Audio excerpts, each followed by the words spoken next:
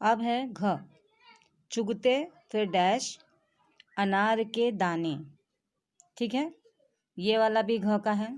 फिर इसी प्रकार से अंगा, पहला ही डॉट है, ना दो चाहे, दोबारा डॉट है, का आश्रय छिन्न भिन्न कर डालो। अब इसमें भी आपको 2 जगह फिलअप करना है और वो प्रॉपरली फिलअप कीजिएगा। अब आपका आता है प्रश्न नंबर 4। सही वाक्यों के सामने सही तथा गलत वाक्यों के सामने गलत, यानी एक राइट है और एक रॉन्ग का निशान लगाइए। अब यहाँ पे मैं क्वेश्चन दिया है, अभी आपको सोच के और समझ के करना है।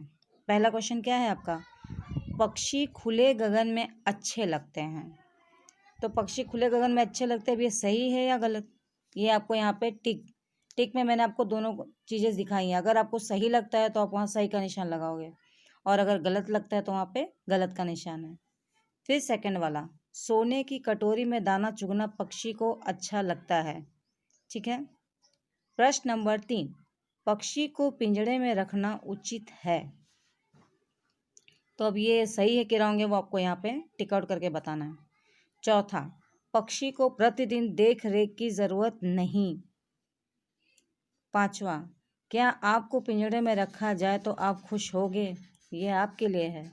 अब आपको बताना है कि क्या ऐसे आप रह सकते हो या नहीं। और छठवा, पक्षी को बंधन मुक्त रखना चाहिए, राइट या रॉन्ग, ये आंसर आपके ऊपर छोड़ते हैं। तो आप इसे प्रॉपरली सोच समझ के कीजिएगा, ये रॉन्ग नहीं होना चाहिए। फिर आते हैं बच्चों यहाँ पर, अब यहाँ पर आपका प्रश्न नंबर 5 आता है, जिसमें हमें शब्दार्थ लिखने हैं। शब्दार्थ मैंने आपको एक्सरसाइज में ऑलरेडी दिए हैं, और ये शब्दार्थ है आपको ध्यान से देख लेना है। पहला है उन्मुक्त, पिंजरबद्ध, कटुक, निबोरी, कनक, क्षितिज, आश्रय, आकुल, विघ्न, तरु की फुनगी। ये सारे कितने टोटल 10 हैं, और 10 के 10 शब्दार्थ को नीडली लिखिएगा और इसे याद कीजिएगा, क्योंकि आपको याद करना है प्रॉपरली, नीडली याद कीजिएगा, ठीक है। ये आते हैं एग्जाम में और ज़रूर आएंगे। फिर है प्रश्न नंबर 6।